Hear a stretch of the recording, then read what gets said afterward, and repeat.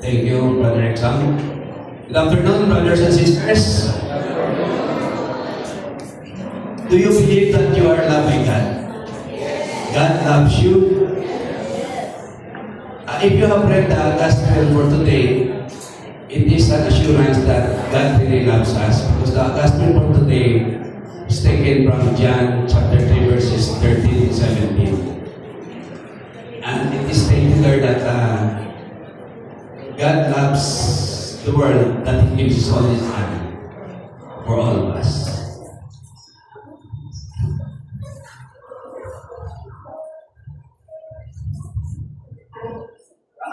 I would like to thank you all.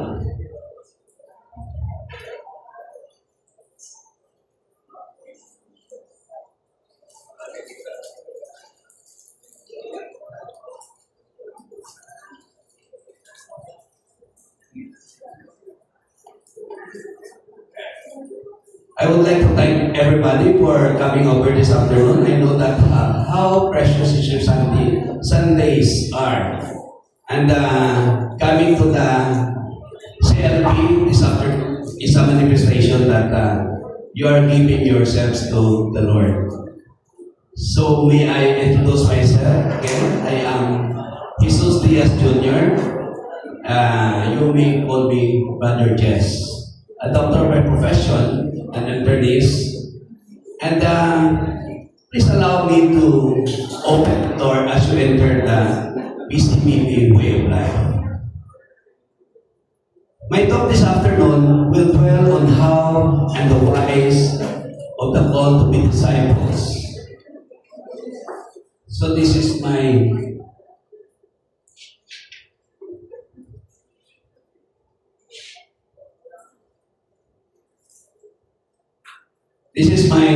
talk outline, the big step. Know your enemy. What happens next after the CLP? Entering the BCBP way of life, the purpose of the talk, the vision and mission of the BCBP, the organizational structure, ongoing activities, and of course, may I introduce you also to the logo of the BCBP. At the moment, you are doing the big step. I lost my slides.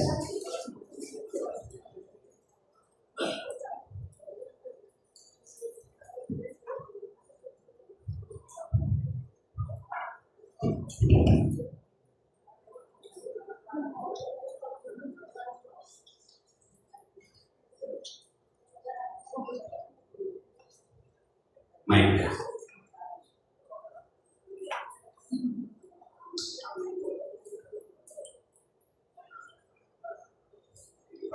At the moment, you are doing the big step, particularly by attending the breakfast and joining the Christian Life program.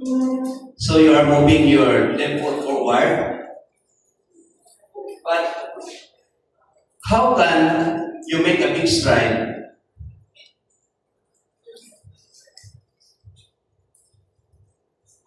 Next slide, please. How can you make a big stride if you have so many excess baggage?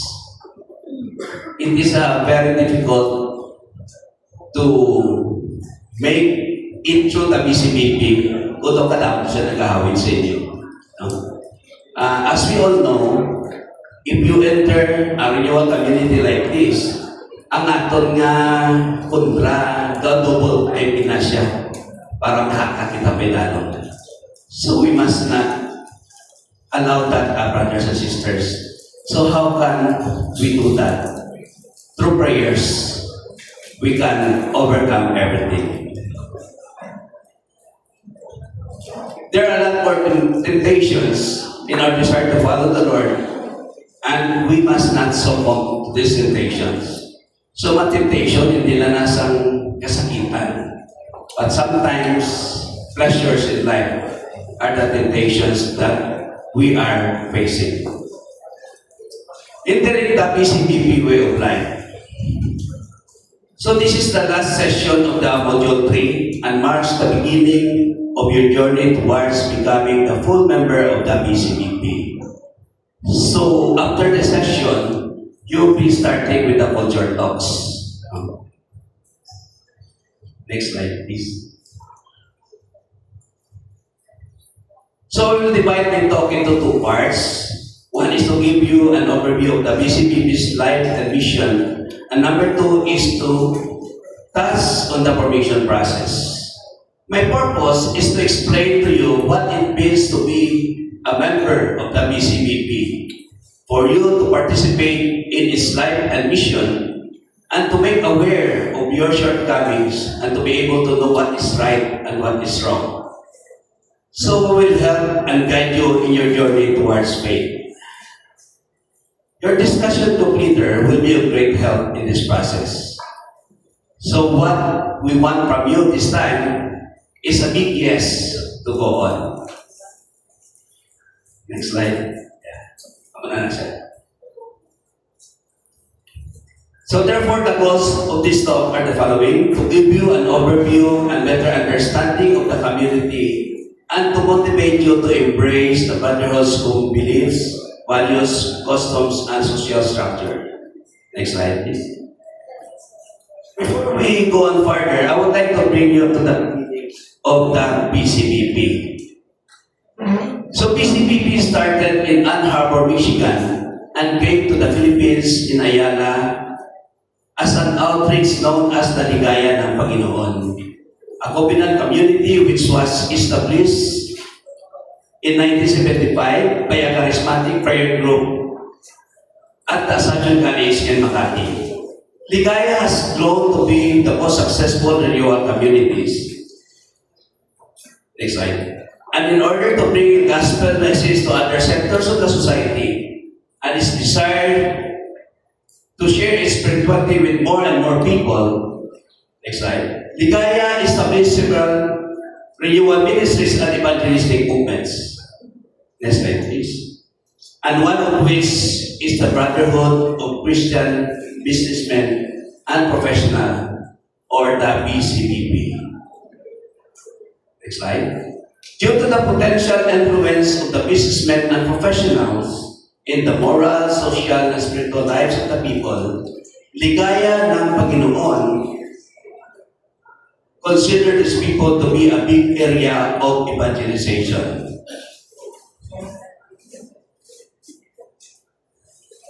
Next slide.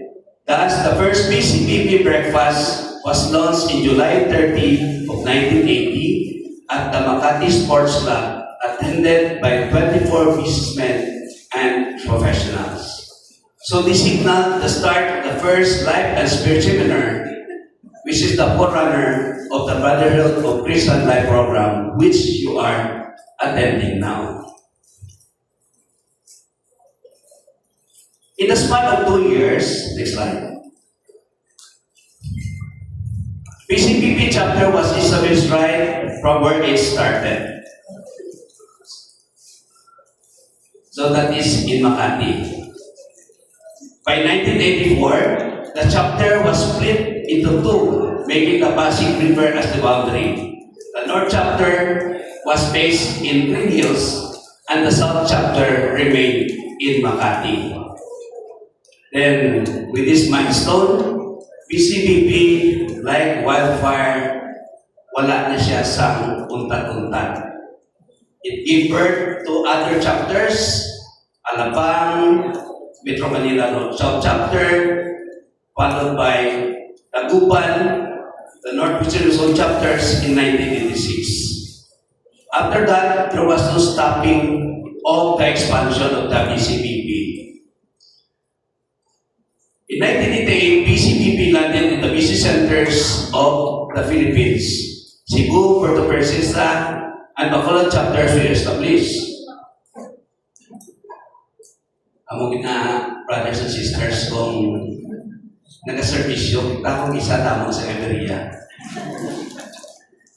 How many times ko siya review ang akong nga to? Kaya how many times na mo kanina dito review ang akong nga kicker. But sa to say, nag-abisyo ko sa gyapon. Kagagina na pagkatala ko rin kasi sa panulong sa akong nabaga. So, daw kadamo isang harassment. But sige lang, hindi siya magtao sa aton. So in the span of 2 years, among kahamban na akong tapos nga chapters ang established. So in 1988, PCBP landed in the business centers of Central Philippines. Cebu, Bacolod, and Puerto Princesa were established. Then Cebu ventured further and in the Southern Philippines, making Cagayan de Oro as the take-off point. But how does PCBP came to Rojas City or in Panay? So, if you can see, in 1991, the Bacolod, which was already established chapter close to Iloilo City. Then Iloilo City, in Panay, established several outreaches in Pasig, in Antique, and also in Rojas City. So, Rojas City, nagkatuman siya sa Kalibo. Then, ang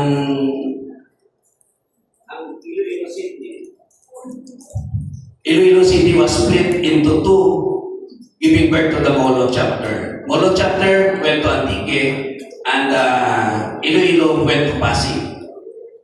Ang Rojas City, nagkanto sa estansya.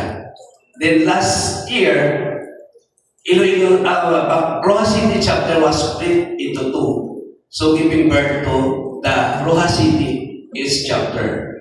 So sa nakita natin sa mga participants on the 50 strong members na nag-undergo sa Kwan, sa baptism of the Holy Spirit. So isa pa siguro kasi ang PCBP Rojas West chapter will be also established. Complete. Amo na atong dream na magkadamo kita dito sa PCBP. The purpose is to evangelize more businessmen, more manpower, na mag-evangelize sa mga businessmen and professionals. The Philippine Foundation of the PCBP is registered with the Securities and Exchange Commission as a non-profit organization fully recognized by the Archdiocese of Manila and all the dioceses where it operates nationwide. So membership has raised to more than 18,000 in 127 chapters, 41 outreaches, and 33 missions with more than 190 breakfast videos all over the country and abroad.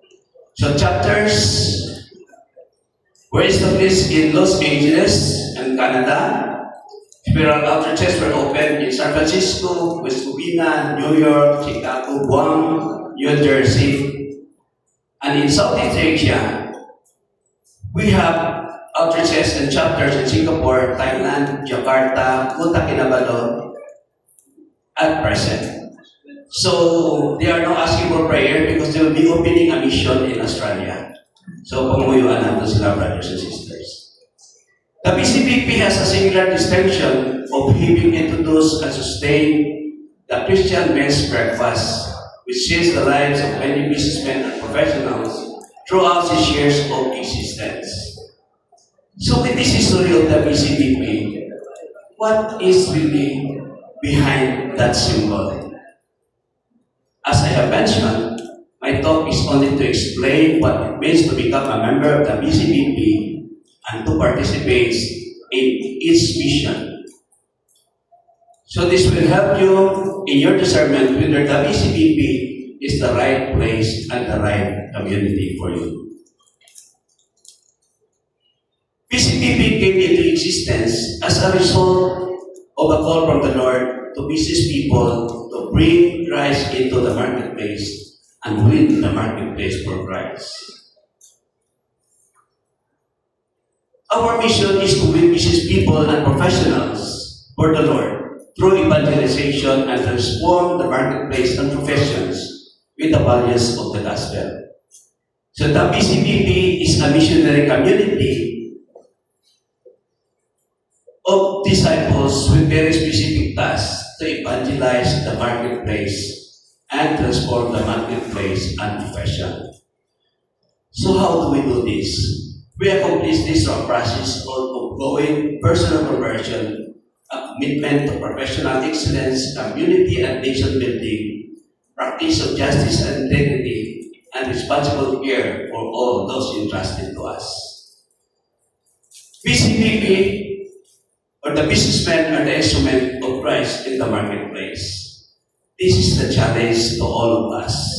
The Lord is calling us to evangelize the busiest members of the society. Hindi pala kita ina. To permit daw na chimpo, no? To permit kita busy. Balanta na karoon on how busy we are.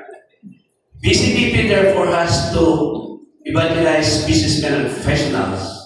And we do these things through the breakfast, to the CLP, you are undergoing now, the formation program, and of course, witnessing in the marketplace through our life testimonies during the breakfast meetings. Pope Paul VI said, evangelization is not complete when you get a person to commit his life to Jesus Christ and pray with him in the baptism of the Holy Spirit.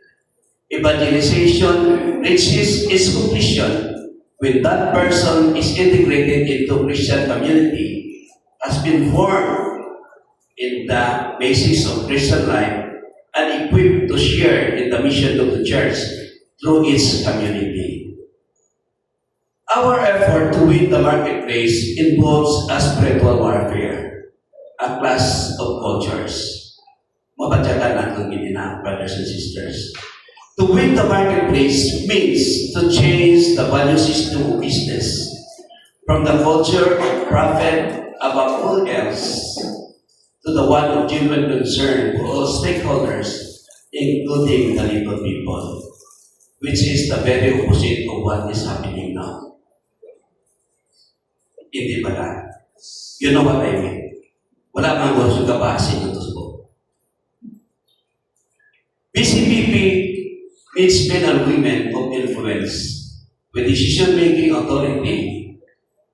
They are business people who occupy positions of responsibility who can bring about the desired change in culture.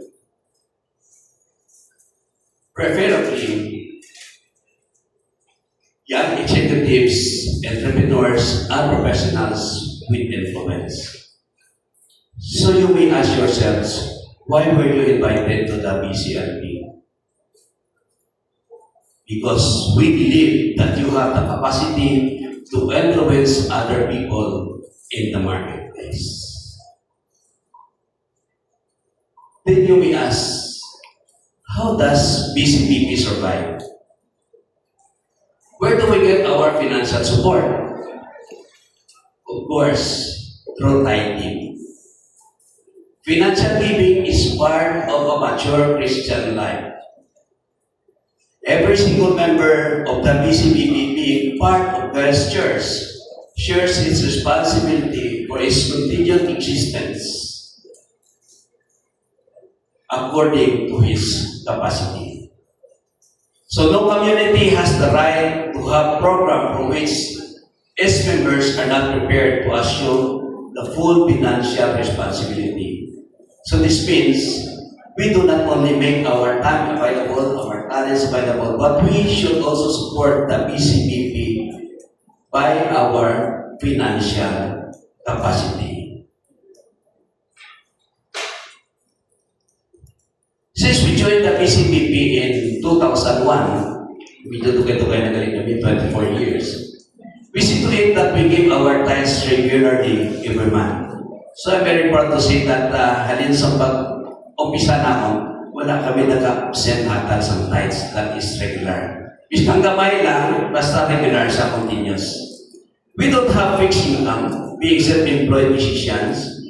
So every time nga may ara kami nga PF or professional fee, ang gross income na mo sa ginakuhaan ako ng 10%. And we place that in an envelope. It doesn't mean na tanan-tanan ay hatag naman sa BCBP. But there are other charity works, meron ang kinasibahan ngayon natagan. Kaya kung isa ka may atapang nga nagapangulang, nakulang mo isa na biyaran, no? Kung biyaran, di happy ka, kung hindi, thank you. So it is a matter of priority in how you manage your finances. And you will have to talk with that in your new basic formation program.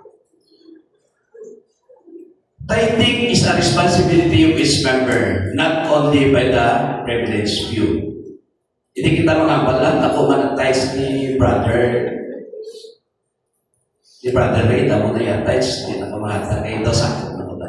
No, brothers and sisters, it is our individual responsibility. During the pandemic, we never miss giving our tithes. During pandemic, di ba, gamay-gamay yung income, kaya siguro mga 20% na sa among pasyente ang ginalagtaw. Wala na. May sinighanon gani nga, you don't have to be rich in order to give. It is enough to be good. He who is good will always have something to give. Di ba? May mga masabat. Okay. Now we come to the BCBP and its community and its organizational structure. Gamay na niya kaya ako hindi na sa interesting eh. Dapat i-nilino ka kung tingog para ma-interest ako may montulutan. So the entire BCBP is led by the national leadership team known as the Management Committee or the MANCO. So this is the national team. This national team is the guardian of the vision and mission of the BCBP and is responsible for relating the BCBP nationally to both ecclesiastical and secular society. At present, the chairman of the Board of Trustees is Brother S. Pereira from Quezon City, and the president is Anisito Sirani from Cebu Central Chapter. And BCBP is divided into 4 areas with different regions. Each area has a managing director or the area manager. And for Western Visayas, Dr. Nathaniel Chan of the La Paz chapter is our area managing director. The area is also divided into different regions composed of several chapters and outreaches. For Northern Panay region, our regional council director is Brother Rotelo Palmes. And of course, upo di man ang iyang wife. Chapters are local communities of the BCBP that have accepted its vision and mission and have learned to live it faithfully. Chapters are formed groups by the chapter head, led by the chapter head, while outreaches are groups information on its way to becoming a chapter. So presently, our chapter head is Brother Rian Brillo with his wife Sarah. So they are considered as the father of the chapter and is responsible for reporting to the regional council director the events of the community. So he has his own governance team. So in your homework, para may overhaul na magpakilala nyo sila, you must know the members of the governance. Ari na sila din sa palibot nyo, naglalakaw sa kabukod na suban nyo. But I will just bring you to some functions of these directors. The formation director is in charge of the internal evangelization of the members of the chapter. So mas higit na internal, ara na nadaan sa aton, ang aton na mga resident members. So nakita nag-retreat, teaching, assembly, tanan ng activities sa BCBP. Then the mission director is in charge of the external evangelization of the BCBP. So sila din mga hindi, mga recruiters. That is why we have this LP. This is under the function of the mission director. Nag-kanto-kanto sa ibang mga lugar to establish mission in order to make an outreach and later on to become also a chapter. The program and services director, or now is the program and services head, establishes the social action ministry of the BCBP. He is also the leader of the chapter advocacy program. The Be Honest, Tapat-Tapat, and BCBP time is on time. So BCBP time is on time. We must observe these brothers and sisters as a respect to all our brothers and sisters. So kung magsinig kita 1:30, we arrive before 1:30. Kaya kung 1:30 ang meeting ka, makapag 1:30, late ka na kung sinay. So we must arrive before the expected time. Then the family life ministry is now active pertaining to the family. Sa muna part lang niya sa formation director, but now it is already a separate ministry. So we undergo here the Basic Christian Parenting Course, and the BCPP Youth is under this ministry, or this directorate. Then the digital director is in charge of all the activities, the virtual activities of the BCPP and outreaches. Kag iyan ay responsibility nga i-train ang all members of different platforms to be updated of the activities of the BCPP. So kung wala ito digital director, topikado ka na presentation, resubong kay hindi siya mahumanayo. Then we have the unit leaders. The unit leaders are the pastoral leader of the action group leaders. So, mga action group leaders under the unit leaders. He is in charge of relaying the action group leaders, the activities of the governance nga kinahanglan i-implement natin sa community. How about the wives of the leaders' wives? So the leaders' wives compose the ladies' council. Ilang mga members na sila gabuo sa ladies' council. The number one responsibility of the leaders' wives is to support their husband. Wala na sa iba. Support niyo sila. Observe ko mo, brothers and sisters, yung kung hindi magupod ang atong ng asawa, daw hindi kumplito ang atong trabaho, no? So, natiswaya mo na sa atong nga supporting cast. But, caution, the ladies must not overwhelm their husbands. So, ari lang ako din sa likod. Huling lang ka mong tulod sa inyong husband. Okay. The BCPP community is sustained and supported with a set of activities. We have the First Friday Mass and teachings.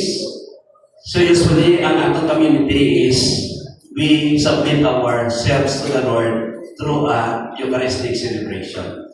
Then after the Eucharistic celebration, we have our teachings. So that is done every First Friday. Biskan ano pa na-achieve po, basta First Friday, para ka muna dapat for teaching. Kaya rin kita sindi kung magkatong eskwila, makita for our teachings. No? Then we have the action group meetings. So after sa inyong Christian Life program, you will be distributed into different action groups. Geographical, kung isa depende sa profession, kung isa kung sino ang mga close man sa aton. But, brothers and sisters, there is an action group, grabe na din aton nga banding. Nga kung isa, daw hindi na kita gusto maghalin sa aton nga action group, ito na kita ka muna na grupon. But we have this reshuffling process. So every change of the governance, every action, every serving nga matapos, ginapaylo-paylo na ito na ni ang aton ng mga members sa action group. So hindi pwede ka magtindar ka lang sa isang action group. Kaya kung magtindar ka sa isang action group, hindi ka ganyan magkuha sa wisdom sa ibang members of the community. This is also a process para makilala natin ang other members of the community. Hindi lang nadala na kita perme sa aton action group.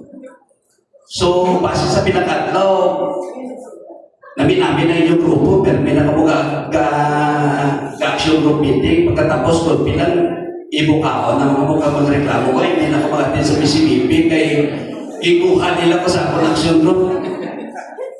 Brothers and sisters, sa muna ko man na ang feeling na ako.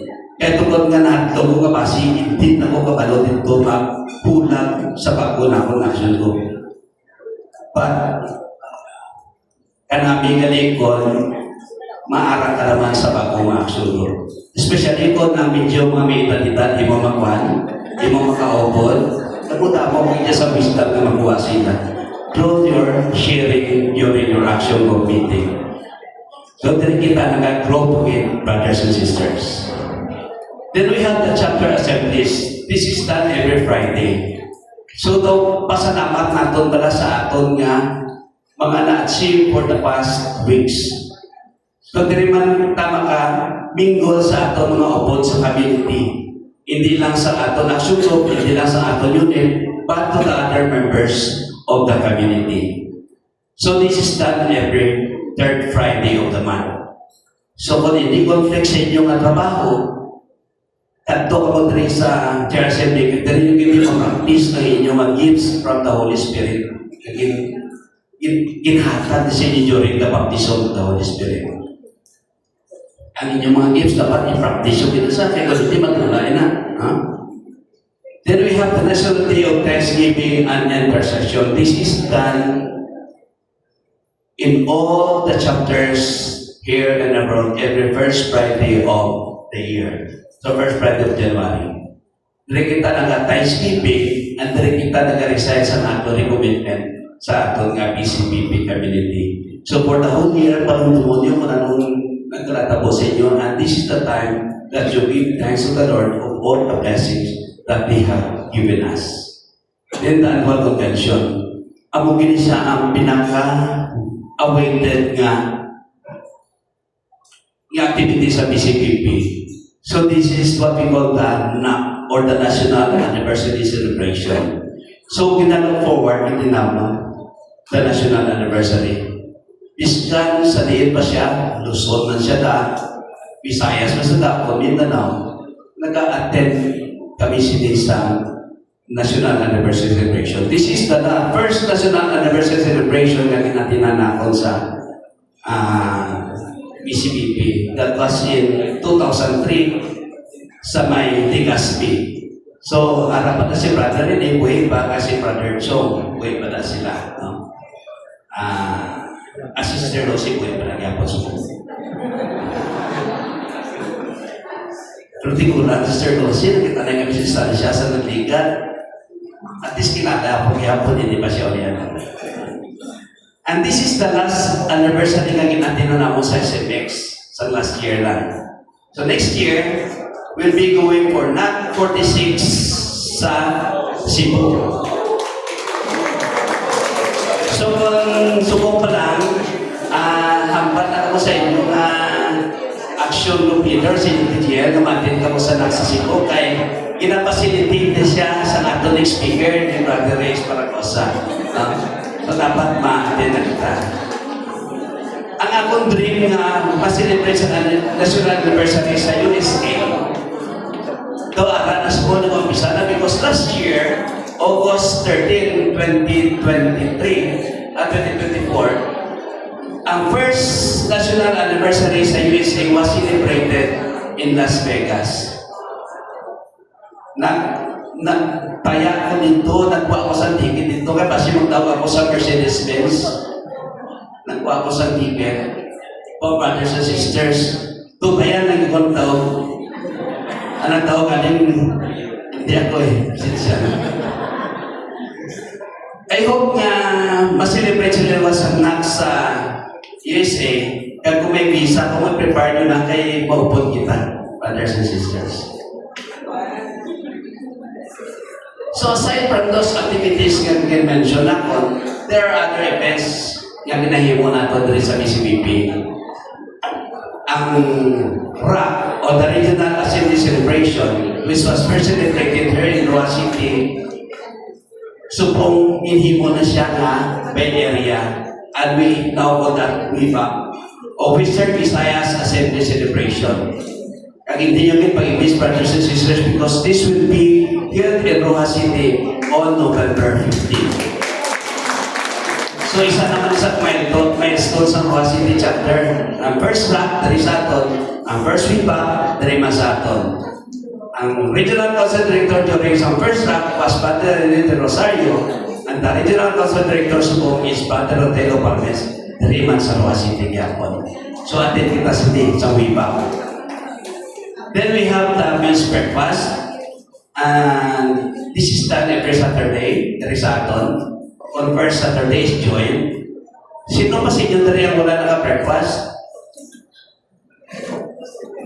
So, ang tanan naka-breakfast na. So, very good.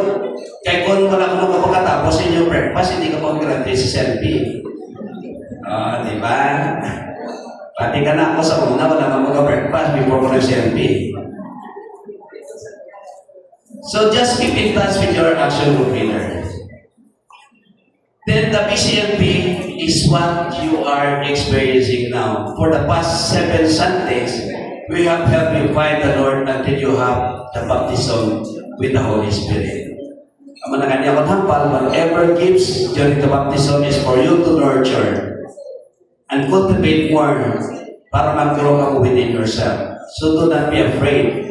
Kasi kung nag-assembly kita, kaya nag-pinipayayin yung kababa because of your gift of tongue, hindi nyo pagpungan, brothers and sisters. Sigihan lang. Kasi sa tupad nyo rin, may gift of discernment, mabalaan niya ko na nung imo nga, inapanghambal nila. So, i-practice yun din na, brothers and sisters. Hindi na ako mag-elaborate kay kina-experience na nagsubo. Then we have the mission teams and outreach. As what I've said, amo din sila ang iubrasang atong mission director. Now we have a mission in Mambusaw. So, may mga Mambusaw kita rin kagamintan ng mga participants. Hopefully, maging outreach. Hindi sila, and later on, ma-develop into chapter. Then we have our social work. So, nagkakontak kita sa mga medical missions, nagkakontak kita sa bloodletting, mga donations. Kung isa kung may mga kalamidad, nagahatag mo kita sa aton ng mga aid sa mga victims, fireman, o all flood. Then becoming a member is the first step into the BCBP community before going to the CLP. So all you have taken is the first step by attending this Christian Life program. So you have a commitment to Jesus as Lord and Savior. So you desire to live for Him more and more fully and to serve Him through the BCBP. Then after the CLP, you will undergo the basic formation program.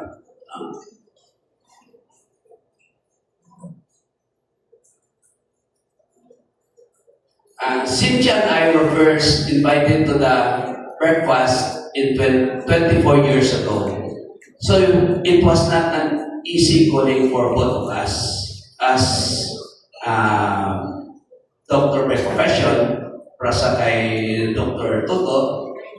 Pareho na kami ng isa daw na chimpo sa wanda sa iba't-ibang bagay. Pero due to the persistence of our sponsor, we attended the BCLP. Kaya lagi kami hinulusog na nagsulog kami na sa BCBP. We have passed the different positions until we became the chapter head in 2006. 5 years after we became members of the community. And last nga position we held na on was a regional council director in 2019 to 2021 during the pandemic year. Medyo mabutlay but challenging kag natapos man. Yes, for us practicing physician, it is really difficult to attend all the BCBP activities. But despite all the busy schedules that we have, we still have time to attend activities of the BCBP, basta ari lang kami diri sa luwas. BCBP has been part of our way of life. Basta kani BCBP nga activity daw gina-excite ka na mag-attend yun.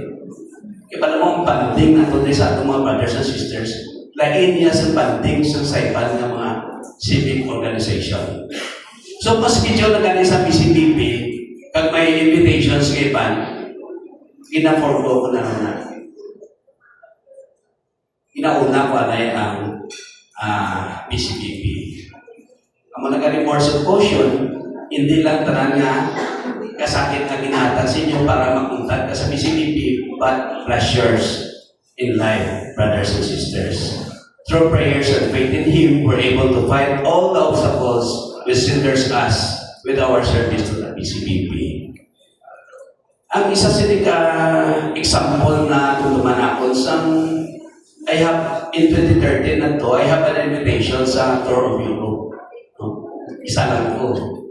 Galing kay national anniversary during that time. That was April. Sinako hindi na ako mag-attend. Pero kanunod din ang first time ko makato sa Europe, makatour. So, sige lang because I have a national anniversary celebration nga atinan sa PCBP.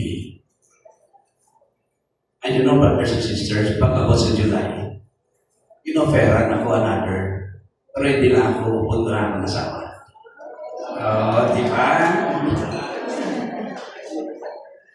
During the first Christian Life program in Estancia, kami ang course leader. Was a course leader during that time. Ang siya ko kapon sila mamusaw, yung tagaan ako bago mas lakyan. Kaya galing kay himuon, galing course leader sa Estancia para balik-balik dito. And that was 13 Saturdays. 13 Saturdays. Wala ako ng clinic sa Palitan, 13 Saturdays. Doon na nung hindi ko kasi doon ako taning ako sa Tracy sa Bato. Or sige na lang, for the sake of the PCBP, I accepted the responsibility. But you know, brothers and sisters, after sa CLP, imbis nga magamay ako ng gagawin ko, 13 Saturdays, nagdako pa nga ako ng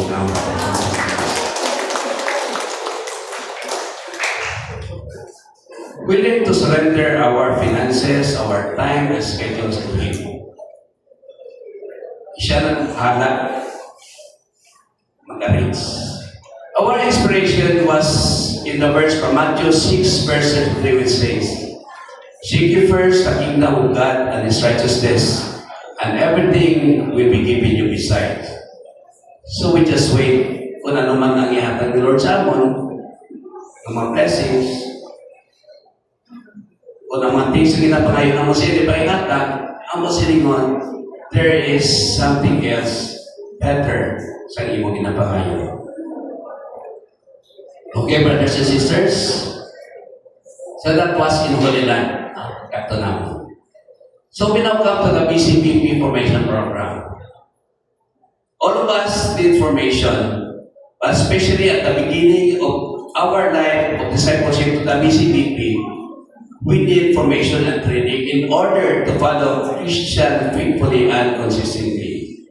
So we need two types of formation: the character formation and the formation to lead the responsible members of the PCBP. So after sa CLP, amo na niyang amon nga ginapangayon sa inyo, brothers and sisters, members information commitment form. So signan nyo lang ini for you to undergo the formation program. So we have the verses for our formation.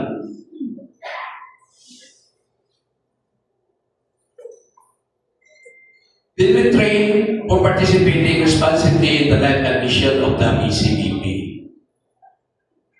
Mark 1, verses 16 to 20 narrates that the first thing Jesus did was to call disciples.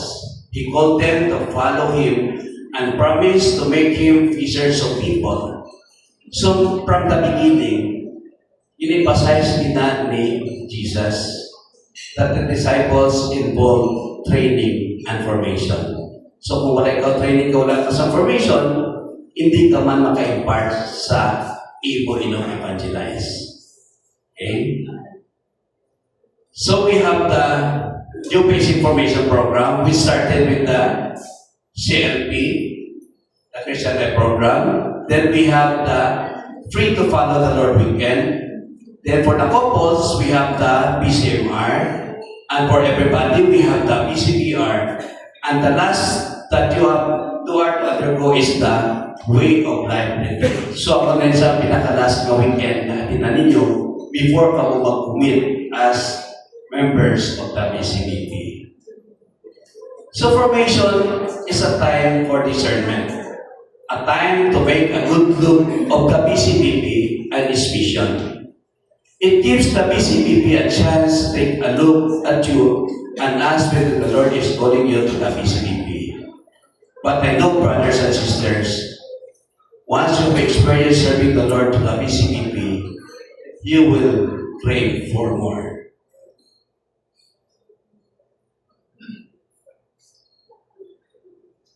Once you have experienced serving Him, gawin na hanap-hanap yung isa balat.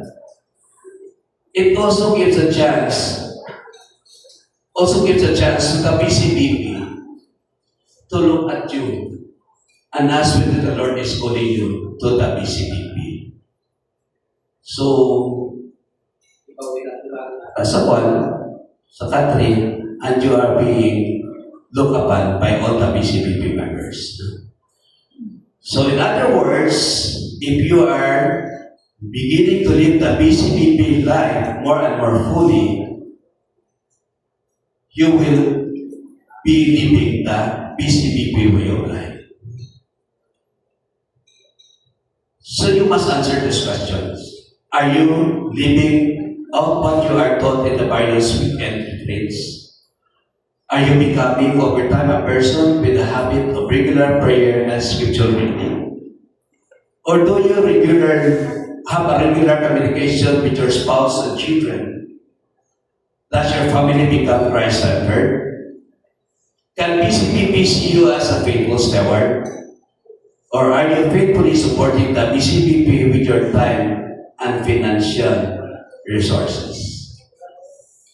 If your answers to these questions are yes, in the end, it makes sense to invite you to become a committed member of the BCBP because you are actually living the covenant of the BCBP as you will have to sign during your commitment. So, siya ako commitment card when I signed the commitment in 2001. Medyo daan na siya, pero kinabanyo sa brothers and sisters. So the time of formation is a great grace for the Lord. One great help for you during this time is your action group leaders. You were generous with the Lord in giving Him your time during the CLP, and He is asking you to continue to be generous and follow Him in the period of formation. The Lord's invitation is very clear. He is asking you to open your heart and mind to be informed so that He can equip you to serve Him as His disciples in the BCBP. Just so your light may shine before others, that they may see your good deeds and glorify our Heavenly Father. The world needs men like you who will carry out His words and vision and mission of the BCBP. James 1, and I quote, "Welcome the word that has been planted in you and has the power to save you. Be doers of the word, not just hearers." Kumbaga, ilid naton ang aton nga naibanan. This will be deceive yourself. Through prayers, we can battle everything that comes along our way. So after my talk, you are already a graduate of the Basic Christian Life Program. Okay? Many obstacles will hinder you on becoming full members of the community. You will be disturbed in any form by your friends, by your family, by your colleagues, and others. But don't let them interfere with your walk with the Lord. Just focus on yourself in the Lord and enjoy the BCBP way of life and a chance and dance the rhythm of the community. As the famous Dalai Lama said, don't let the attitude of others disturb your inner peace. Since you are graduating after this talk, you must know how to explain the logo of the BCBP. Wala niyo ako silingon sa ato logo. Ano na siya ako silingon sina.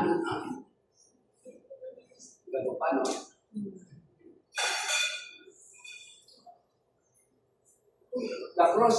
The cross in the middle symbolizes Christ, who is the heart of the BCBP, with the Christian tenets and values to all the community activities. So, the cross, repeated. Then in the arms of the cross, we see the Christ outreach arms, welcoming all to his salvific love. Then the twin figures bent in adoration, embracing the cross, typify its members' acceptance of Christ as Master and Redeemer. Isa ginambal man sa mga amo ni sila ang businessmen and professionals nga duha ka members sa PCBP. Pero wala na sa buta kaysa una wala pa ang professionals. PCB lang sa una. Brotherhood of Christian Businessmen. Dali ko daw kapitin ang malaging dugangan sa P and professionals. And the logo is encircled by a single circle, signifying oneness in purpose, in spirit, and in Christ. So, brothers and sisters, congratulations, because you are now a graduate of CLP number 25. So you will be starting with your culture talks after my talk. Ano na siya, ang mga culture sa PCBP, tira ninyo ma-learn with the succeeding talks sa module number 4. So again, thank you very much and congratulations.